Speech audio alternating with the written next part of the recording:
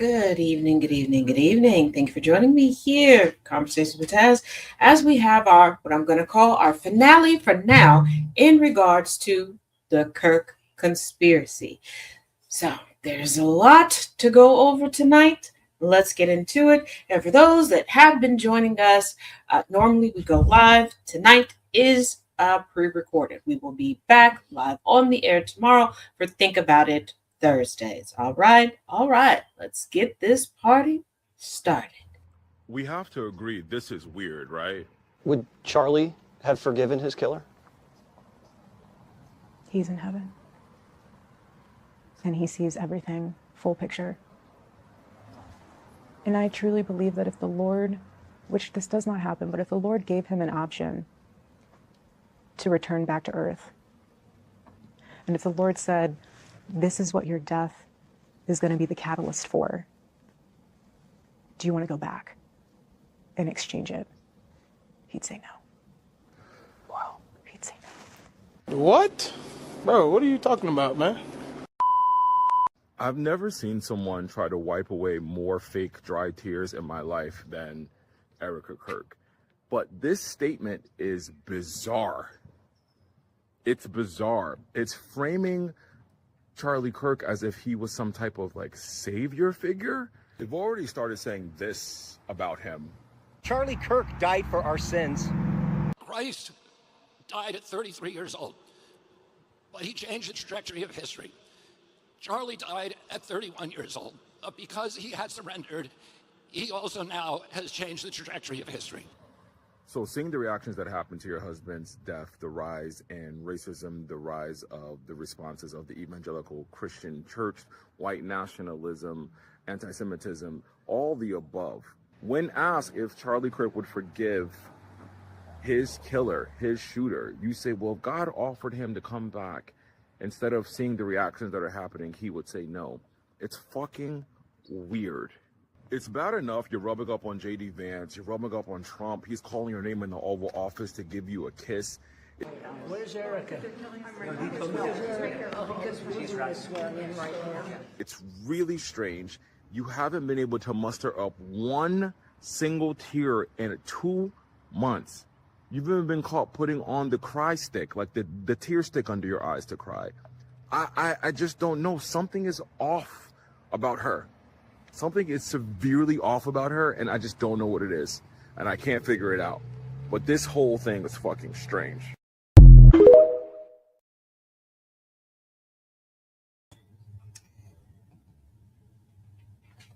She's trying to position herself to be the next Jackie Kennedy on NASA. She wants her widowdom to be her monkey bar to a new tax bracket, whether it's through marriage or through her own business move. But in order to do that, she needs to make a martyr out of him. She needs to become unscrupulous, but also untouchable. She needs people to turn a blind eye to anything that she is about to do.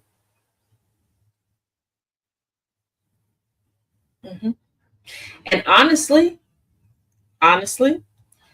she should have taken the route of Vanessa Bryant, the wife of the late iconic Kobe Bryant. Vanessa is very clear that she misses her husband dearly, but she fulfilled public obligations because she knew that the public would want to mourn with her and her children regarding the loss of her daughter and her husband. But other than that, she's pretty much relegated herself to the background. Now, are there businesses that she needed to keep afloat in order to sustain her family? Absolutely. But there was no big public displays of things. There were no big press releases. When statues were dedicated, she was at the ceremony, but there wasn't a lot of big pomp and circumstance. And she has been able to continue to live her life. Now, from time to time, there are some incel idiots that want to scrutinize rumors regarding Mrs. Bryant, but it doesn't stick. This one right here, yeah. She wants to Tammy Faye Jackie O her way on. This is why she positions all of her verbiage a certain way. But let's take a quick look at some background information that's been circulating, mostly from what I've seen on Reddit. You can't make this shit up if you try. You can't make this shit up if you try. You can't make this shit up if you try. You can't make this shit up if you try. I died today, or it felt like it. When I'm awake, can you prescribe it? I gotta wait till it subsides. Now, that information, you can rewind back and pause and read as necessary. It has caused a lot of people to kind of put their own spin on things. There are a lot of people that, once again, they're not going past the headlines. They're not really going into the things that. So, some quick synopsis. Word on the curb is Charlie Kirk was her second husband. She was, as a teenager, running a nonprofit orphanage of sorts.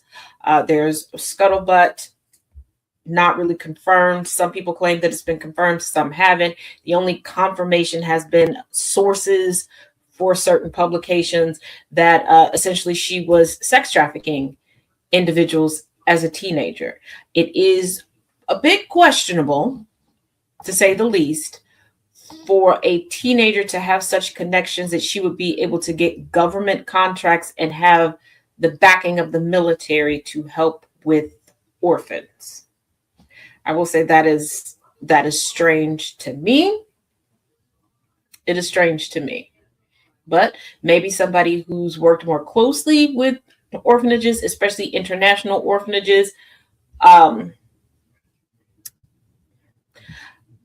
my thing is, I have been very hard pressed to find anyone connected to Erica, friends, anything. But there are people like myself that don't really have to go to great lengths.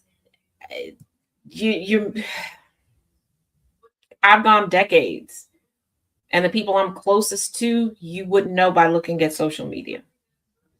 So it could be something like that. But I also find it peculiar that there's no bestie, there's no favorite cousin, there's no auntie, there's no mom consoling her through this. So. But I also don't know much about her personality leading up to this. But once again, let's hear what Candace Owens has to say. As some are joking, Candace, the real Mrs. Kirk Owens, has to say about this. You instantly got to the hospital, which, by the way, the hospital was put on lockdown when Charlie came in, is what we were told. They let Mikey and the Turning Point boys in. Maybe that's true.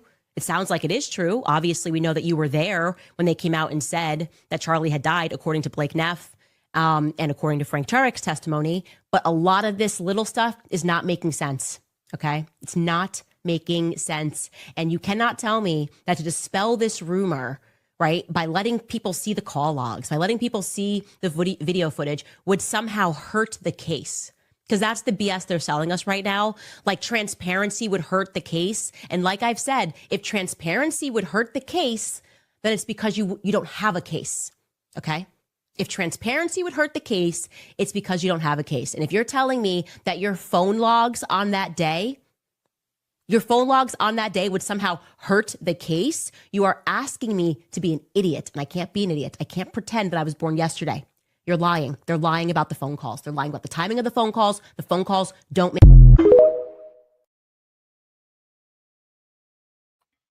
Now, this is one of those times I have to give a little bit of pushback. Two things can be true at one time with this, okay? Yes, people can be lying, can be covering up things, but also, yes, transparency with the public at large can jeopardize a case. You have to kind of keep certain things close to the cup because this is how you verify who's truly involved. This is how you eliminate. This is how you compare and contrast. If you put everything out there, one, you're giving perpetrators the potential to tighten up their alibi and to destroy evidence that may not have been collected yet. My thing is, where is this investigation? Nobody's saying, hey, we cannot release this to the public because agency XYZ or person ABC is heading this. Nobody's saying, hey, if you have information, if you have footage, contact this organization or contact this team. Nobody's saying, hey, this is the task force that's going into investigate this. And because we don't have a clear motive, we don't know if this was a one and done. We don't know if this is part of a cell of a larger organization. We don't know if just Charlie Kirk was the target, if Turning Point USA as a whole was the target, if his family was the target. And it's highly questionable as to why everybody was so quick to jump out in front of the cameras and be so public without having these questions answered.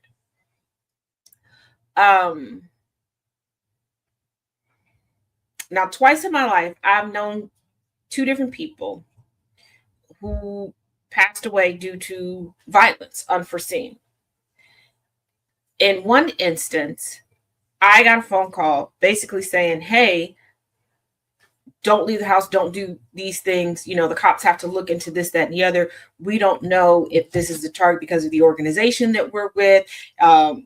If this has to do with their recent breakup, things like that.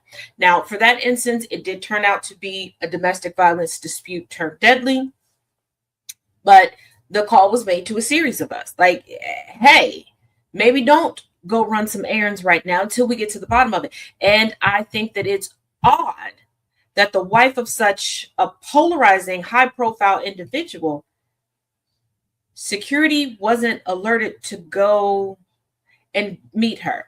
A police officer wasn't sent, like she wasn't told, hey, sit still. And from her account, she was with her mother at a treatment facility. So nobody was sent to sit with her mother and make sure her mother is protected.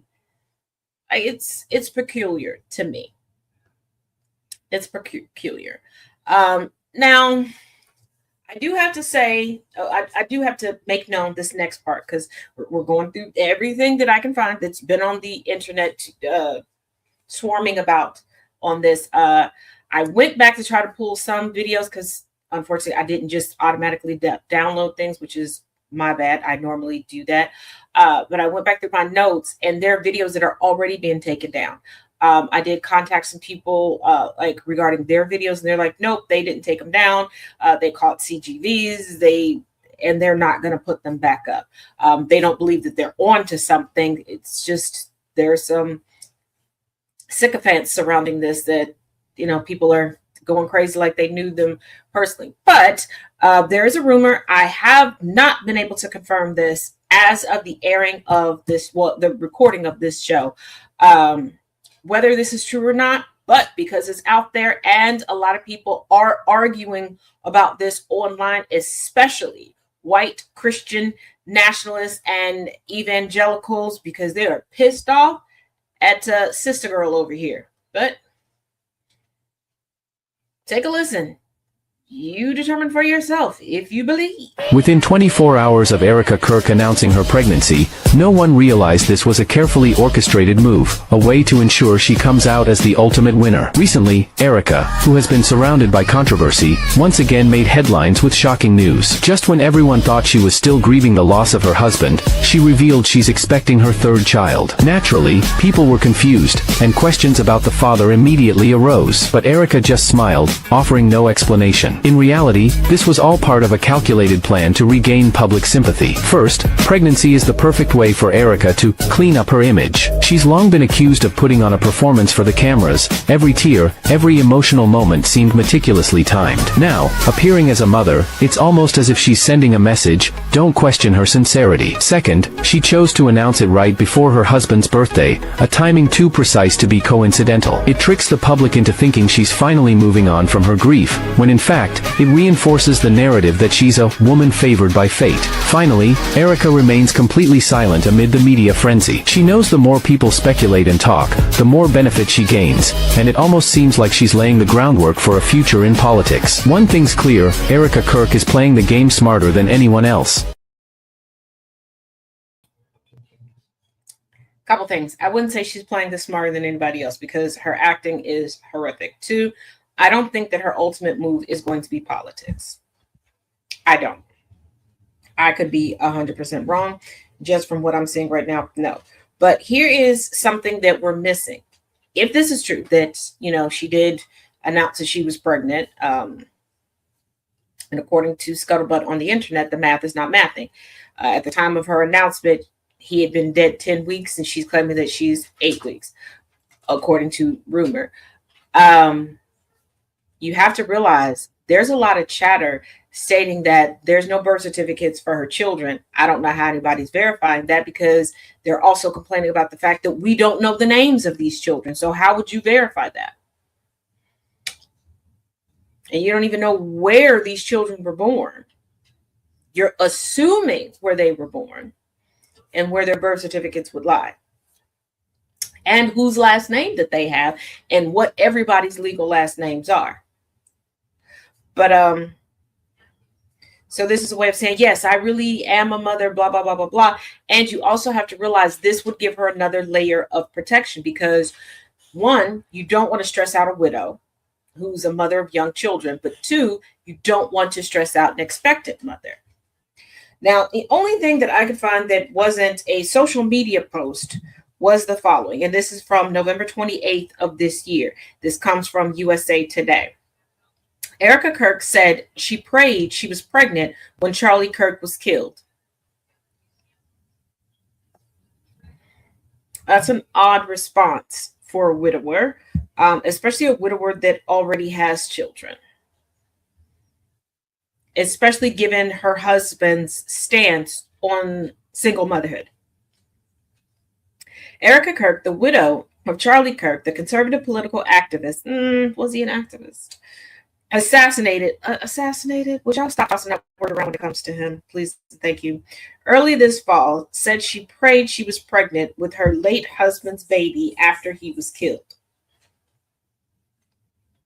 In an interview with Megyn Kelly on Sirius XM's The Megyn Kelly Channel, the 36-year-old widow confirmed she was not pregnant, but went on to advise women to prioritize having children if that is their desire. The couple shared 2 children, a 3-year-old girl and a 1-year-old boy. Her late husband, who was 31, was killed while speaking with students at Utah Valley University on September 10th. And I do mean to be that person. I need you all to learn the actual seasons and when they change and stop just looking at the name of a month. Charlie Kirk was killed in the summer. The autumnal equinox is September 20. I'm sorry. We were really excited to expand our family, the widow told Kelly. Really so excited that y'all didn't even sleep in the same bed most nights. His final night on earth, you all didn't sleep in the same bed. You didn't even tell each other goodbye. We wanted to have 4, she told Kelly, and I was praying to God that I was pregnant when he got murdered. I was like, oh goodness, that would be the ultimate blessing out of this catastrophe. Whose mind goes there? Thank God you have the 2, Kelly responded. Kirk also called on people without children who want them not to delay having them. Yeah, let's create a lot more broke parents.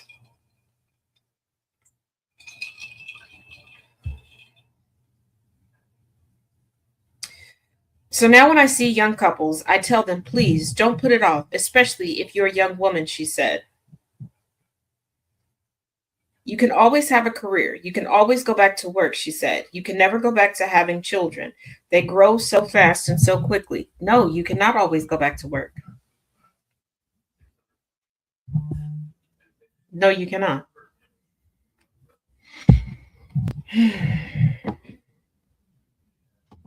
But I guess.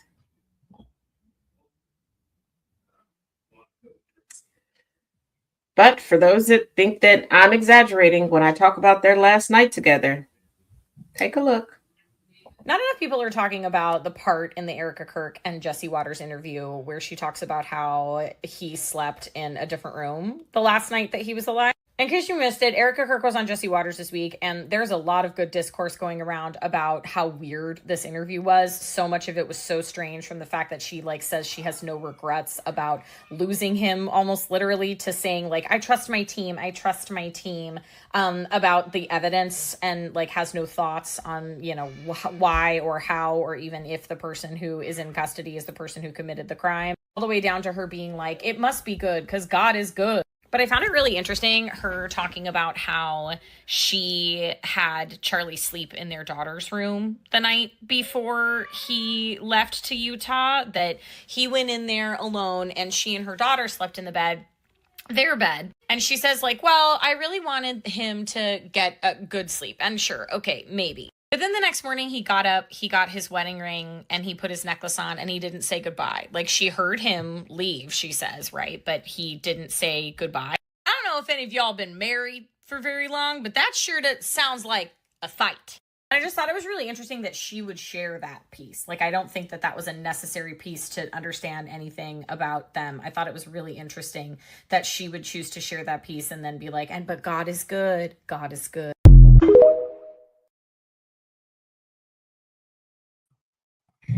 She thought that it would make them more relatable.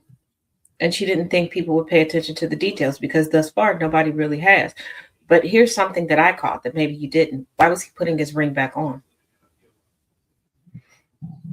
Why are you taking your rings on and off?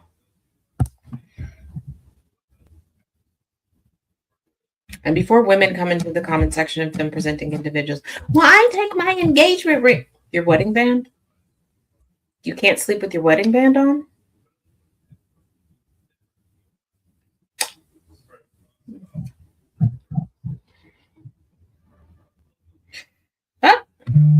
Let's take a listen to what Nick Fuentes has to say. Fuentes, who is a Yahtzee despite loving femme cat boys, went on a tirade today about Erica Kirk and how she is a plant for sure, and that Charlie Kirk was in an arranged marriage set up by who knows.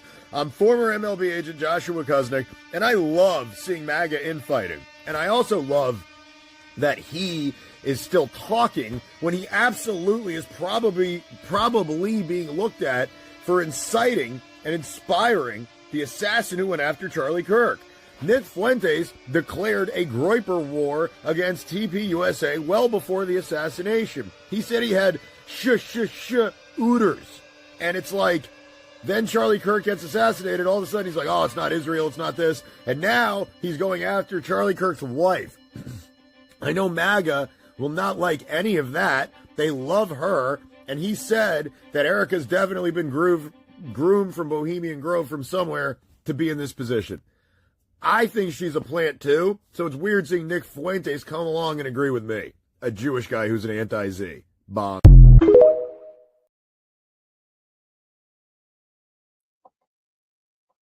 There are a lot of people that are going with this. She's a honeypot. She's a plant for what? He has no political power. He has no political influence. He's paid to say the things that he says. He's paid to essentially be the commercial spokesperson for the powerful. So who's gaining something from him?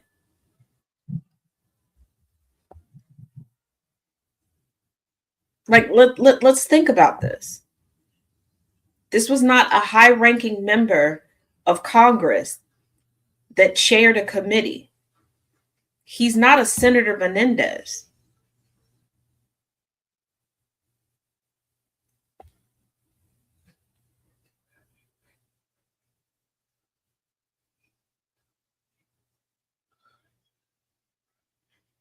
And at the time that they met, he wasn't at the standing that he's at now. So what would be the point of a plant? What would be the point of a honeypot? Do I think that she got duped? Yes. Do I believe that he was all a show for profit? Yes. No different than JD Vance.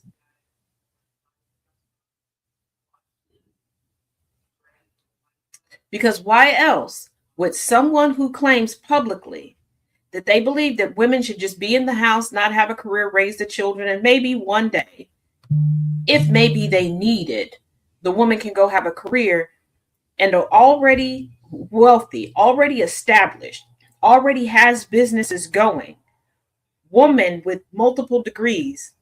Why? It doesn't make any sense.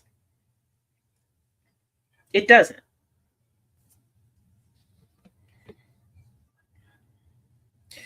But there's also somebody who did a little digging via the Wayback Machine and this one. And it's may seem like this wasn't the first time people were either trying to spy on him or maybe take him down a notch. Take a look. Let me know if you think this is a Candace-worthy conspiracy theory. I went to the way back on this Facebook page, 2012.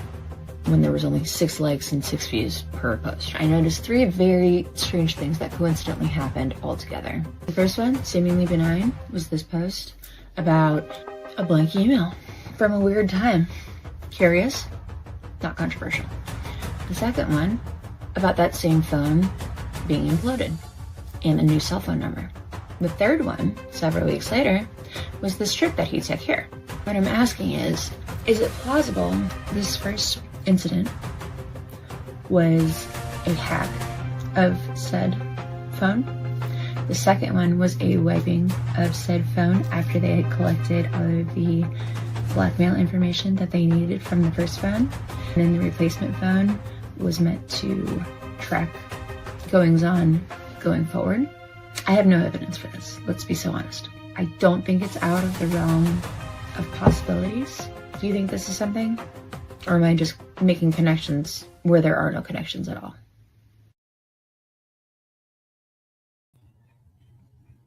I think you're reaching for connections. First of all, let us not forget that he was never a very likable person. Never. And 2, let's stay within the realm of reality. Okay? Pretty much everyone who has a cell phone now, somebody has tried to hack you. Right now, there are people going around on TikTok like, oh, Sid, you should be getting a code. Help me get voted in for blah, blah, blah. And taking over and hacking people's accounts to take them over. There's always, like, let's not forget the Nigerian prince scam. Then we find out it was a couple people from Texas, a few people from Mississippi, a few people from Arkansas. Like, somebody's tried to hack everybody, okay? Criminals are afoot. That doesn't mean that it's nefarious and necessarily a setup for his demise. And let us not forget, true crime people, a lot of times it's money. A business partner wants more money. A wife wants the money and a divorce and doesn't want to split things. You know, it's especially if a prenup is in play. I'm not saying that there is or is not. I'm just saying. And the reason why I say maybe chill with the conspiracy theories and just look at the wife and the inner circle when it comes to business, especially how things were looking online before Kirk got quarter naked. Oh, what a sweet picture of a husband and a wife, right? Erica posting on August 22nd that her and Charlie were at a Cubs game. One problem. The Cubs were playing in Los Angeles that night. There's another picture of Wrigley Field if you need to compare the two. And we all know Charlie and Erica sold their home about 4 months ago now. Did Charlie write in his journal that he thought he was being watched at home? That somebody was listening in on every conversation that he was having? I mean, why else would you sell your $5 million dream home in under a year of ownership? And why are you faking events? And if they were having marital troubles, they could have just worked on it behind closed doors. This looks like she was trying to set a narrative, not brag about her doting and loving husband or whatever. And if you research... Once again, let's be in reality. We've seen celebrity couples, even influencers, do this. When you are a public couple, and especially when your relationship status is 100% a part of your content or accidentally partially about your content. This is an individual talking about the conservative traditional family unit. So yeah, you need to make things look a certain way. You can't sit there and say, oh, there's trouble in paradise. Okay. So no, they would not have wanted someone to know that, yeah, they sold their dream home. And it sounds like if there was trouble in paradise and they were going their separate ways, neither one of them was budging on moving out. And neither one of them wanted one person to have the house. So they're going to have to sell and split it. But let's not forget how breakups and divorces can be. This is where a lot of people go wrong when trying to put together these conspiracy theories. You suspend reality. And what we know tends to happen when certain things occur. Especially since, if you go back a few videos where she's talking about, oh, yeah, you know, he slept in our daughter's room and our daughter slept with me. And, you know, he put on his ring and his necklace and he left and he didn't say goodbye.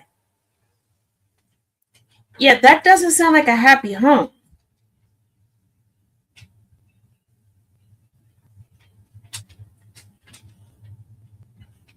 And the fact that she's fighting to cosplay Tammy Faye Baker, yeah. If she had nothing to do with this, somebody saved her going through a divorce and having to pan out either a prenup or a postnup. But there's also word on the curb that Charlie's sister allegedly leaked some things. Now this one is going to be 3 parts. I'm going to play them back to back. Then we'll talk about it on the other end. Just do note each of these 3 videos is nearly 3 minutes apiece. So you need to go get a beverage, a snack, or whatever. Cut the volume up. Then just take a listen as you do what you need to do. So, coming. Because when Charlie Kirk's sister finally broke her silence, when she stepped forward with a shaking voice, red eyes, and a phone full of messages she never wanted the world to see, everything people thought they knew about Erica, Charlie, and the final months leading up to his collapse shattered instantly. She didn't post a caption. She didn't add commentary. She didn't try to spin a narrative. She just dropped a screenshot, a single text thread. And the minute viewers zoomed in and realized it was Charlie's own messages, written during the exact period when he began distancing himself from Erica, the internet froze. The texts weren't calm. They weren't political. They weren't rational. They were panic. Charlie typing at 1:37 a.m. She's not who she says she is. She's repeating things I've never told her. Someone is influencing her and I can't figure out who. She scares me. 4 messages that rewired the entire story. Because this wasn't speculation from commentators. It wasn't analysis from body language experts. It wasn't rumors whispered by insiders. This was Charlie himself. His words, his fear, his realization that the woman he once trusted was acting under an influence he did not understand and could not control. And then came the one message that ripped the world apart. I think it's too late. He already got to her. He. The same mysterious he Erica referenced. The same he Charlie once confronted her about. The same he Dave Chappelle hinted toward on stage. The same he insiders have been terrified to name. Charlie's sister didn't say a single word after posting the texts. She didn't have to, because those messages told the truth Charlie never got the chance to say out loud. He knew something was wrong. He knew someone was behind Erica. He knew the danger wasn't coming from her. Cause it was coming through her. And by the time he figured it out, it was already too late. long before Charlie's sister ever leaked those texts, long before she gathered the courage to press post, long before her hands shook while scrolling through memories she wished she could delete forever. The story had already begun unraveling behind closed doors. Because what the public never saw, what Charlie never said on live streams, never mentioned in interviews, never hinted at in public, was the slow, terrifying realization that something was wrong with Erica in a way he couldn't explain. Not wrong like conflict, not wrong like misunderstanding, wrong like contamination. To understand why those texts matter, why the internet froze, why the private one, the one nobody knew existed. It started small, barely noticeable, almost dismissible. Charlie first told his sister, "She's been talking strangely." His sister laughed it off. Strangely how? He didn't know how to explain it. He just said, like she's reciting someone else's thoughts. He didn't mean she was quoting someone. He didn't mean she was copying someone's personality. He meant something far darker. She was speaking with certainty, conviction, and coded vocabulary Charlie recognized from only one type of environment: hyper-controlled spiritual conditioning. At first, Charlie tried to ignore it. People change. People get influenced. People follow new mentors. It wasn't alarming. Yet. Until Erica slipped up. She told Charlie she understood him better than he understood himself. Charlie froze. That wasn't Erica speaking. That was indoctrination speaking. He asked, "Who told you that?" She smiled, not with warmth, not with confidence, but with fear wrapped in obedience, and said, "Someone who sees potential." Charlie went quiet for the rest of the night. His sister said he called her afterward sounding rattled, not angry, not confused, rattled. He said, "She keeps talking about a he, but she won't name him." That was the first time Charlie mentioned the nameless mentor, the shadow figure behind Erica, the same he referenced in the leaked texts. At this point, Charlie wasn't afraid, just unsure, uncomfortable, trying to figure out whether Erica was being manipulated or whether she was simply exploring something spiritual. But then it escalated. Erica's language changed overnight. She stopped saying, "I think," stopped saying, "I feel," stopped saying, "I'm considering." She started saying, "He says," "He believes," "He thinks," "He wants," "He sees," like she had a voice in her head that overrode her own. Charlie's sister remembered one call clearly. Charlie said, "It's like she's channeling him." Channeling. He didn't use words like that lightly. Charlie wasn't dramatic. He wasn't mystical. But Erica was behaving like someone who had undergone intense psychological manipulation. The kind designed to replace thoughts, not inspire them. Then came the second shift. Erica started rewriting conversations. Conversations Charlie knew they never had. She claimed he said things he didn't say. She referenced discussions that never happened. She used his name to support ideas he never agreed with. Charlie confronted her gently at first. "I never said that." She insisted, "You don't remember. He helped me recall it."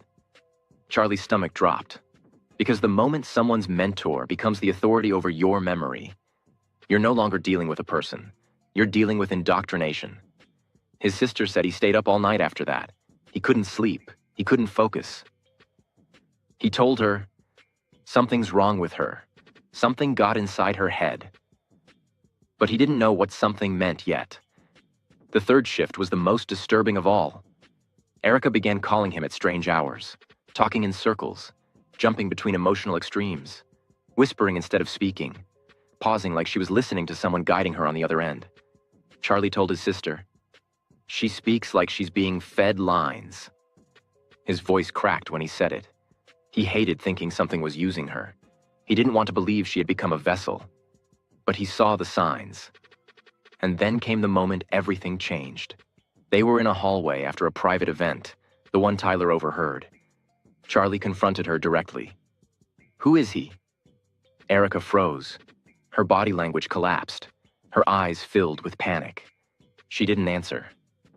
Not because she didn't want to, but because she wasn't allowed to.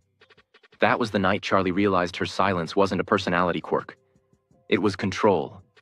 Her silence was obedience. Her silence was training. Her silence was someone else's power working through her. He called his sister after that confrontation shaking, not physically, but spiritually. She said she had never heard him so unsettled. He told her, "She's carrying someone else's beliefs, someone else's words, someone else's mission." But it wasn't until the fourth shift, the most terrifying shift, that Charlie finally understood the danger he was in. Erica began hinting at Charlie's role. Not the role he chose, the role she was told he was destined for. She told him, "You're supposed to rise. He sees it in you. He says you're important."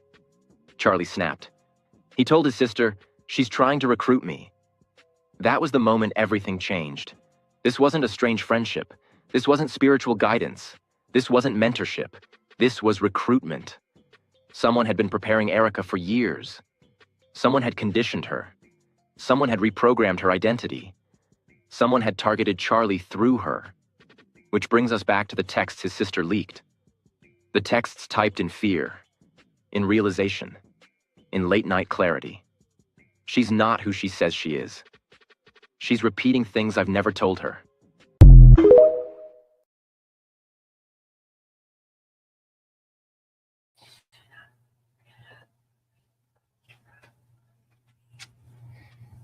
Did she become friends with Amy Coney Barrett and get recruited into that cult?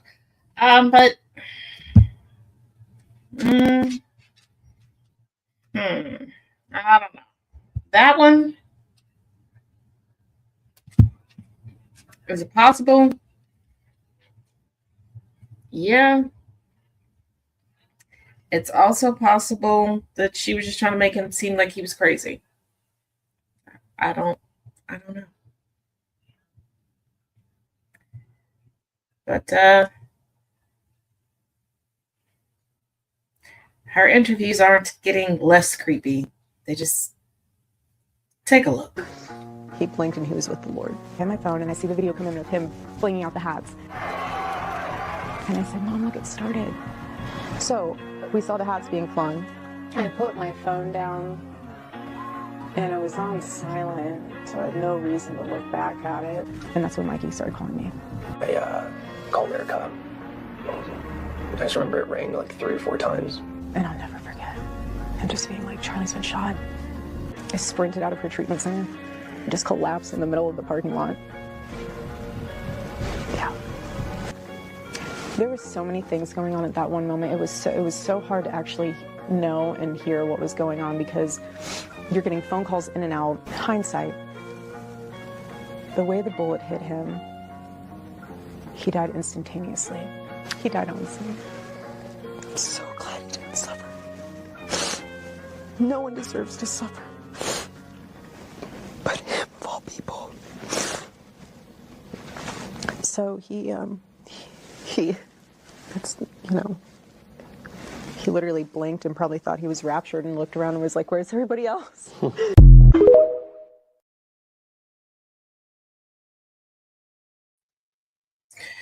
Remember, shortly after Charlie passing, she did this whole address to the nation from his podcast studio. And she thanked the first responders. Then she did an interview saying that she wasn't watching, that her phone was on silent. Then Mikey called. No. Then she said that her phone died and she just left it dead. But now it's hard to hear. It's hard to tell the way the bullet hit him, and she has all these details. This was not necessary. But once again, she's saying things and she's not being called out on it. Now, could it be plausible that she had something to do with it? Of course, she's the spouse. We know the number one rule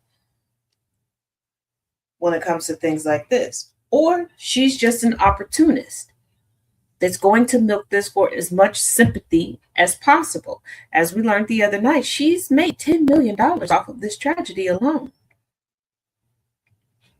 We have people in real need that are not getting their needs met, that are working themselves to the bone. Excuse me.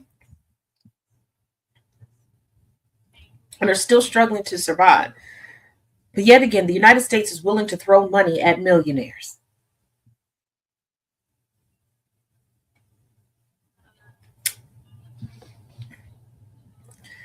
Now, remember, I've been saying for quite a while during this series that for good old Christian individuals, Erica Kirk describes Charlie more as a Jewish individual than a Christian individual.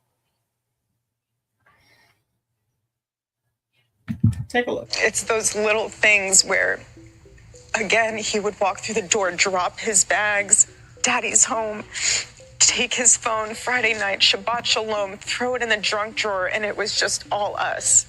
And that's what I always wanted to make so special. Is this what passes for a strong Christian woman now? Because I've never heard a Christian say Shabbat Shalom, especially on a Friday night. For Jewish people, Friday is the Sabbath. The evangelicals, their Sabbath is Sunday. Why is Erica all of a sudden using Jewish religious language? But it gets even crazier. Someone asked Grok to check Charlie's tweets during Shabbat, and it found 16 instances. Charlie replying during Shabbat hours, including weekends. So was Erica lying when she said Charlie put his phone in the drawer? Why does she keep pushing this narrative that Charlie didn't abandon Israel? The messages that Candace showed, that TPUSA confirmed, say the exact opposite. Why does she keep bringing this up like it's relevant? Or maybe it's because she's picking up the money that Charlie didn't take. Nothing is adding up, and the more she talks, the more guilty she looks.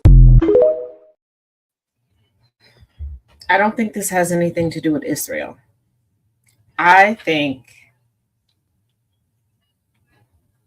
what it's coming together for me is this was a man trying to figure out where he stood religiously.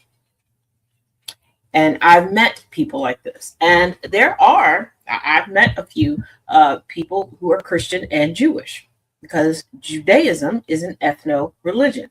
But there are people who, until they figure out where they are, they're discovering, they'll have bits and pieces of different religions that they kind of try out. They take for a test drive. Don't come for me. I'm not saying if this is a good thing, bad thing. I'm not giving any commentary on that. I'm just telling you what people do. Also, but I think it's more of, hey, my husband was super religious and he put us, the family, before everything else. Because you have to realize Charlie Kirk's work was chronicled. This isn't the typical, CEO that may be on the road a lot, but nobody can confirm just how much he's on the road. We kind of know how much Charlie Kirk was on the road. You can kind of fathom how often he made it back to the house. She is trying to go, we had such a connection that of course he made it home for the weekends for me and the family. That's more of what's going on. Like let's not reach too far. Let's not reach too far. But with that, let's take a look at Erica's ancestry. I was able to do the ancestry of Erica Franzvi, or Erica Kirk, and let me show you what I found.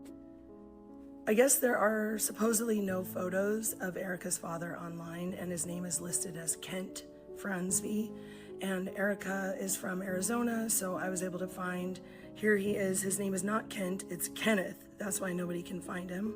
He was 2 years old in this census report. Here is Erica Kirk's grandfather, Carl Kenneth Franzvi. Doesn't he look a lot like her? This website has a ton of notes that people have added about his life and their lives.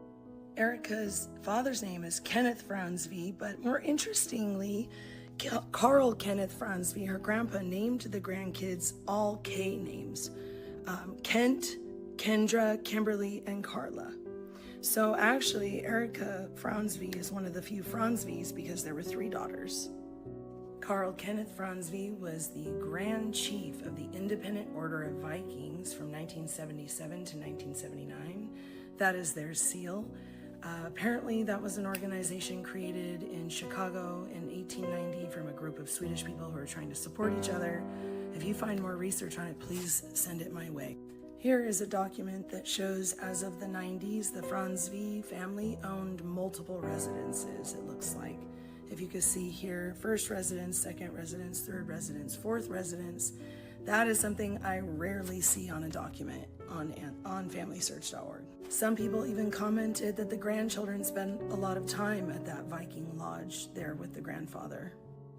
We are able to see that Erica Franzvi's mom is Lori Franzvi, and they appear to be close, but I've never, ever done Ancestry on someone and looked up their relatives in modern day and not been able to find a single relative in modern day online. I mean, even when I researched Bill Gates, I found more relatives of his than this family. So that's really interesting. There's not a single Franz V on Facebook. Most people who come here from Sweden, it seems, according to the records I found, they change it to just Franz. So that's something to consider as well. This might be the only online clue about Kent Franz V, where he wrote a note about his father's passing in 2016. He said, his memory will be with us forever, a flame that will continue to burn, lighting the way as we continue our journey down life's path. Very interesting wording. And the Lord was only mentioned once in all of these messages to the grandfather, and it was not from a single person in the Franz V family. Coming from a religious family, I cannot fathom that a single one of these, even if the grandfather wasn't religious, if the family was religious, you would be praying for your relative's soul.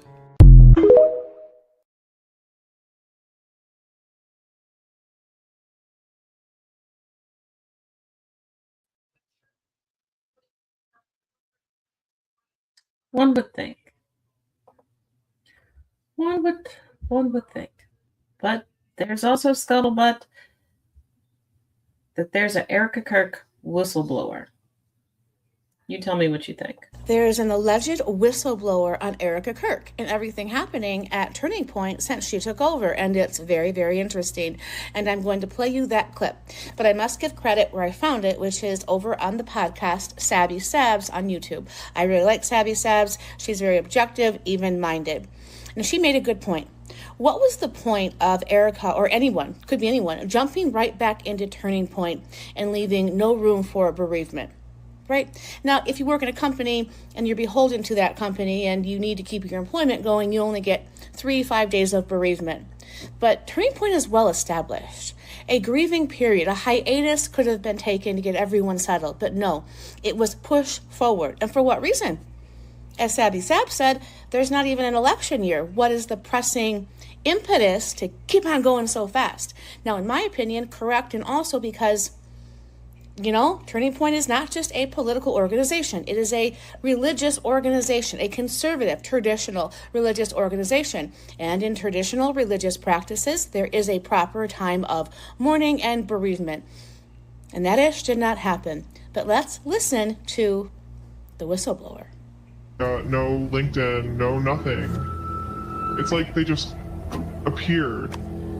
Everyone in the office is joking, well, half joking, that they're all spooks. And honestly, it fits. So people start digging around just to see who we're really working with. And it gets creepy fast. Her mom works for some Israeli defense firm, something to do with missile systems, like the Iron Dome level stuff. Her dad literally wrote the book about how to integrate private companies into the intelligence community. And Erica, she loves to brag about her connections. She'll say stuff in meetings like, if I want to know something about someone, I can have it by morning. Mossad doesn't sleep. Then she'll flash that megawatt smile like she's joking. But she's not. Everyone knows she's not. Does she actually work for them? I mean, yeah, everyone thinks so. She's hinted at it herself. And now, the whole office feels wired, Slack channels are dead. People don't say what they're thinking anymore, everyone's paranoid, like the walls are listening. Maybe they are. So, as I told you... How credible is it? Well, Sabby Sabs did not say. She said take it with a grain of salt. But, well... putting all the pieces together, it is not beyond the realm of possibility that this could be real. Woo! I'm going to tell you what's happening there too, and you're going to see how this thing really works. People comment on what we say publicly. Again, this is why I think you and I differ on our angle with regard to, for example, Candace Owens. I think that what Candace Owens is doing right now is evil. It is evil what she is doing right now. Okay, and I say that again. But what? Because like I didn't opine on whether it's evil or not, but my position is it's really none of my business. And why is it? But I have a question. Why is it none of your business? I mean, you comment on these things for a living. I'm not mother of the internet. No, but if this were on the left and somebody were accusing Charlie Kirk of his wife having murdered him, I assume that you would be talking about it. Is that what Candace is accusing Erica of? Yes. Of murdering her own husband? She's accusing TPUSA insiders and other members of the right wing, including Seth Dillon, of being involved in the murder of Charlie Kirk. Yes. It's just, I don't even know how to respond to it because it just never happened. It's so crazy. He's not even anywhere near what's happened. Anybody who's watched this show, I actually was getting flack from my audience for not covering Erica's past or speaking about her parents. I said she gave one of the most consequential speeches, and I have focused my investigation on Turning Point USA and why they're telling certain lies. Seth Dillon, I told the truth that Seth Dillon lied about the Hamptons meeting and that he was pressuring Charlie about the topic of Israel. I never once accused Seth Dillon of murdering Charlie Kirk.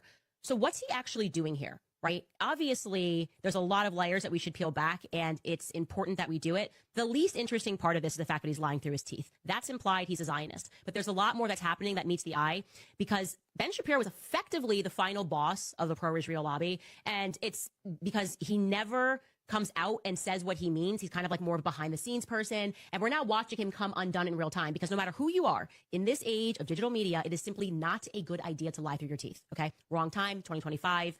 Before you get the lie out, the internet is going to clock it, right? They're going to go back and be like, you lied. And when you do something like that, the blowback is going to be on you. They're going to go, actually, this now impacts your credibility. You said that Candace went out and said something about Erica. By the way, you hear the people in the background going, what?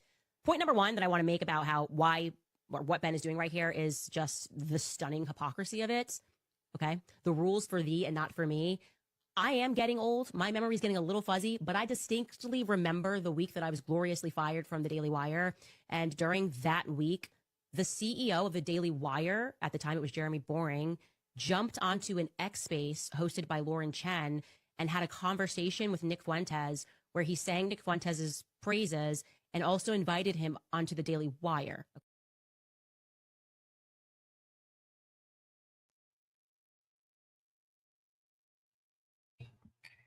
And with that, draw your own final conclusion.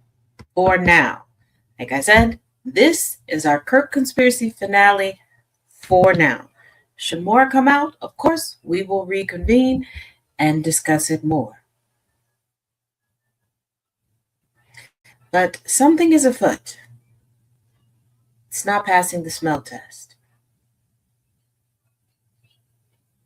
Until we have more.